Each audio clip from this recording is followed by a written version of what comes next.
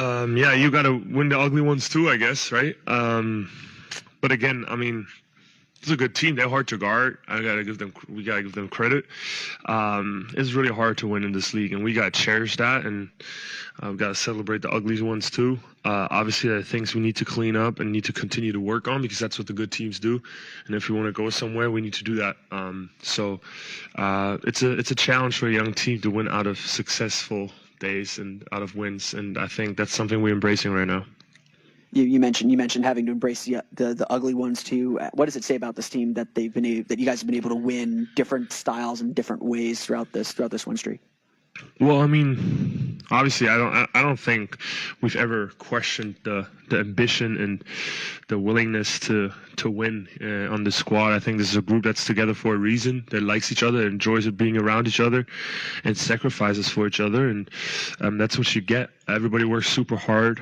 And this is also not a thing that comes from one night, you know. You got to work on this for a long time, and obviously it's exciting that we kind of see result right now, but we got to stay locked in because I think this was game 19 and we got like 60 games more left, so we haven't done really anything yet, and we got to stay locked in. 9 straight wins for you guys, matching a franchise record. Can you just talk a little bit about just how much it means to this team and this group to do it together and for Orlando Magic? Yeah, I mean, I seen this quote the other day from a player, and he talked, sometimes you work really hard and it doesn't pay off right away. And obviously now everybody is asking us these questions, but this is a long-term project. We've been here for 3 years working on this, and we got to somehow appreciate that, you know.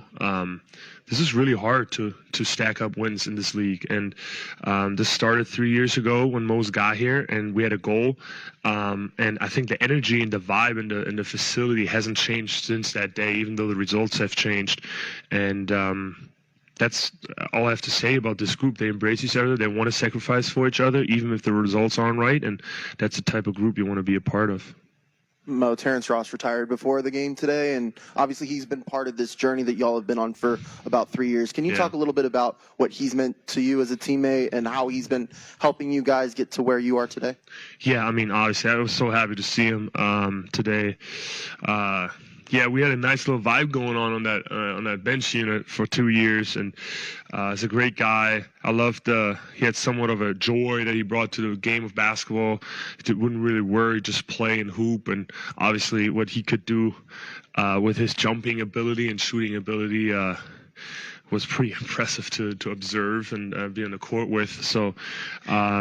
Yeah, he's helped me a lot, and I'm happy he found peace with his career. I think that's a huge step for every athlete, and congratulations to Terrence. Earlier in the year, you guys had some struggles kind of holding teams off down the stretch. Where have you seen the biggest growth in the ability to find a way to win those games down the stretch when teams are coming at you? Yeah, I mean, it's another experience piece. I think obviously we put a lot of emphasis on that. Look at that. He's already ready, huh? We put a lot. Sorry, brother.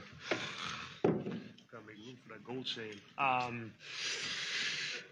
Yeah, we work on that really hard, you know, and you can play really well for 45 minutes, and if you F up the last 3 minutes, you're still not winning, and that's the difference between a good team and a bad team. And I think we put a lot of emphasis on that and try to embrace that part to, have these games matter and have them translate into wins.